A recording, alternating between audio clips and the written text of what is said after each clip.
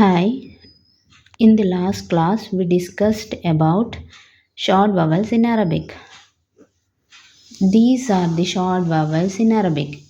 A small line above a letter and a small line below a letter and a small curve above a letter and a small circle above a letter and small line above a letter is called fatha and a small line below a letter that is called kasra and a small curve above a letter that is called dhamma and a small circle above a letter that is sukun. And how we can read each one, let's see. First one, we should put fatha on above a letter, so that is ba, which means for fatha a sound.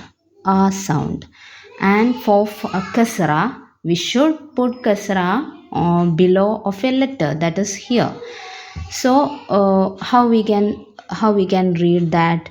E, b, okay, b, which means for kasra e sound. And for lamma, this is lamma. And how we can read? That is boo, which means for lamma o sound. And for sukun, it is vowelless, so we can read b, that means for sukun e sound. Okay, let's see once again. Ba, b, boo, b, which means for fatha a sound, for kasra e sound, and for dhamma u, and for sukun e.